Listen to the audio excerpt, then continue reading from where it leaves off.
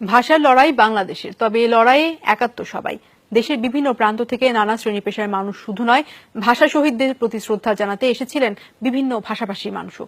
তারা বাঙালির লড়াকু মানসিকতায় অনুপ্রাণিত হয়ে যেমন এসেছেন, তেমনি অধিকার আদায়ের এই লড়াইকে ছড়িয়ে দিতে চান বিশ্বে।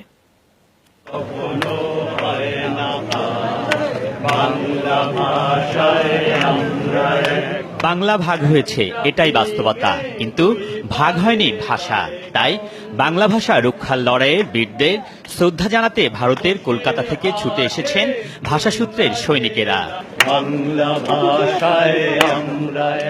হিন্দির দাপটে পশ্চিমবঙ্গে বাংলা ভাষা কোণঠাসা হলেও এর বিরুদ্ধে তারা অনুপ্রাণিত হন ২১শে চেতনায়। তাই কেউ বা বেঁধেছেন গান, কারো পুরো ষাট জুড়ে প্রতিবাদের অক্ষর। আমি 2 মাস যাবত এটা ধরে বানিয়েছি, সেটা পরেই আমি আজকে এখানে উপস্থিত হয়েছি।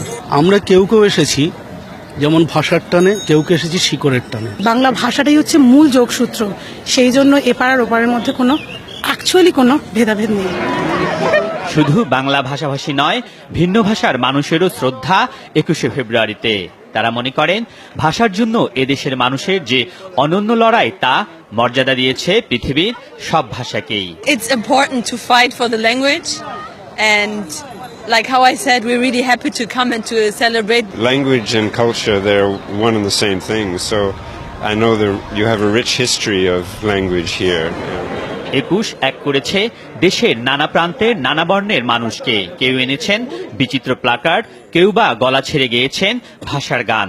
সালাম সালাম হাজার সালাম। ভাষার অবিরাম লড়াইয়ে নিজেদের প্রায় হারিয়ে যাওয়া ভাষাকে পাঠ্য বইয়ে ফিরিয়ে এনে খুশি ক্ষুদ্র নৃগোষ্ঠীর মানুষেরা। প্রাইমারি লেভেল থেকে মানে চাকমা ভাষা, মারমা অলরেডি পাঠ্যপুস্তক বাইর হয়ে গেছে। তবে নানা প্রাপ্তির মাঝেও ২১শে চেতনার বিচ্যুতি কষ্ট দেয় প্রবীণদের। যদি বাংলা ভাষার জন্য এতগুলো লোক আমরা জান দিছে, প্রাণ দিছে আছে, তাহলে সে আটি ফাল্গুনটা কেন এটা হইল না? আমরা বাংলাদেশ পেয়েছি, কিন্তু ২১শে চেতনা যেটা, সেটা পাইনি। বাংলা ভাষা নির্মাণ করেছে বাংলাদেশের পরিচয়, সেই পরিচয় একাত্ম পুরো জাতি। তাই যতই অবক্ষয় হোক, ঐক্যের সেই চেতনায় এগিয়ে যাবে ২১শের বাংলাদেশ। আলমগীর স্বপন, যমুনা নিউজ, ঢাকা।